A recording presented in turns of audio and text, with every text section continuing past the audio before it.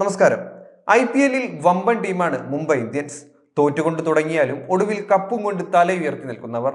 Indian ടീമിന്റെ കരുത്തന്മാരായ രോഹിത് ശർമ്മയും സൂര്യകുമാർ യാദവും ഹാർദിക് പാണ്ഡ്യയും ബുംറയുമുള്ള തനി ഇന്ത്യൻ സംഘം. കൂട്ടത്തിൽ Tilak Varma, Trent Boult, Mitchell Starc എന്നിവരും. 5 കിരീടങ്ങളുടെ പ്രതാപത്തിന്റെ കഥ പറയാനുണ്ട് മുംബൈ ഇന്ത്യൻസിന്. പക്ഷേ 2025-ൽ നിന്ന് പിന്നോട്ട് നോക്കുമ്പോൾ നരകതുല്യമായി പോയ സീസണുകൾ അവരെ വേട്ടയാടുന്നുണ്ട്. അത് ഒന്നല്ല, 2 തവണ. 2022-ലും 2024-ലും പോയിന്റ് പട്ടികയിൽ ഏറെ പിന്നിൽ പോയി ദൈവത്തിന്റെ പോരാളികൾ. പോയ വർഷത്തെ ക്യാപ്റ്റൻസി അടക്കം ഏറെ ചർച്ചയായി. ഹാർദിക്കിനെ IPL-ൽ കൂവി വിളിച്ച ആരാധകർ 2020 ലോകകപ്പ് നേടിയ ശേഷം ഹാർദിക്കിനായി കൈയടിക്കുന്നതും നമ്മൾ കണ്ടു. ഇപ്രാവശ്യം പേപ്പറിൽ കാര്യങ്ങൾ ഭദ്രമാണ്.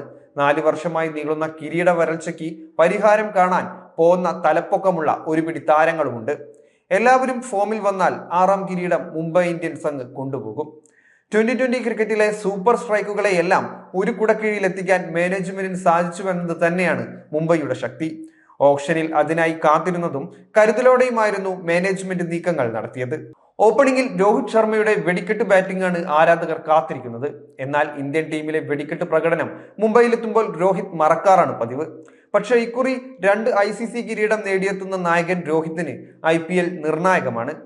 രോഹിത് ശർമ്മയ്ക്കൊപ്പം ഇന്നിംഗ്സ് ഓപ്പൺ ചെയ്യാനെത്തുക ദക്ഷിണാഫ്രിക്കൻ താരം റിയാൻ റിക്കൽട്ടൺ ആയിരിക്കും.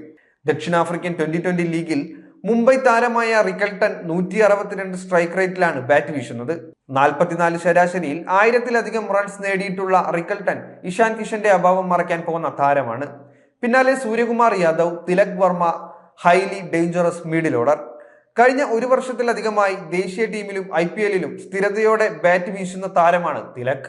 മങ്ങിയ ഫോമിൽ നിന്ന് തിരിച്ചു വരാൻ സൂര്യകുമാറിനും കഴിയേണ്ടതുണ്ട്.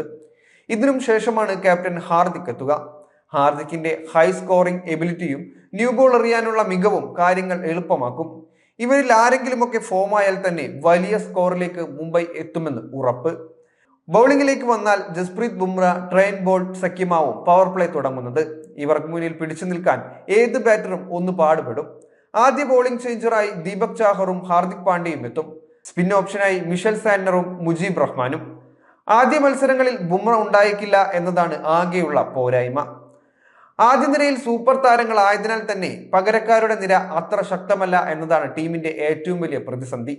മാർക്യൂ താരങ്ങൾക്ക് പരുക്കു പറ്റുകയോ അല്ലെങ്കിൽ അടിയന്തര സാഹചര്യത്തിൽ പിന്മാറേണ്ടി വരികയോ ചെയ്താൽ ടീമിന്റെ സന്തുലിതാവസ്ഥ തകിടം മറിയും. ബെഞ്ച് സ്ട്രെങ്ത് ഇല്ലായ്മ തന്നെയാണ് കാര്യം. വിൽ ജാക്സിനെ മാറ്റി നിർത്തിയാൽ ബാറ്റിംഗ് നിരയിൽ പരിചയസമ്പന്നമായി ഒരു പകരക്കാരനില്ല. വരുന്ന 23-ന് കരുത്തരായ ചെന്നൈ സൂപ്പർ കിങ്സിനെയാണ് മുംബൈ നേരിടുന്നത്. അതായത് തുടക്കം തന്നെ ഫയർ ആകുമെന്ന് തീർച്ച. ടീമിന്റെ പ്രകടനം മികച്ചതാണെങ്കിൽ കഴിഞ്ഞ വർഷം ആരാധകർ കൂവി വിളിച്ച ഹാർദിക്കിന് ഇപ്രാവശ്യം കയ്യടികളോടെയാവും സ്വീകരിക്കുക. ഇനി മറിച്ചാണെങ്കിൽ വലിയ പ്രശ്നമായിരിക്കും മുംബൈ ഇന്ത്യൻസ് നേരിടുക. രോഹിത്തും ബുംറയും ഹാർദിക്കുമുള്ള ക്യാപ്റ്റൻസ് ടീമാണ് മുംബൈ ഇന്ത്യൻസ്. ഒരു തിരിച്ചടി ഉണ്ടായാൽ അത് തലപ്പത്തടക്കം അഴിച്ചുപണിക്ക് വഴിയൊരുക്കും. എന്തായാലും വളരെ ശ്രദ്ധയോടെ ആയിരിക്കും മുംബൈ കളത്തിലിറങ്ങുക എന്നത് ഉറപ്പ്.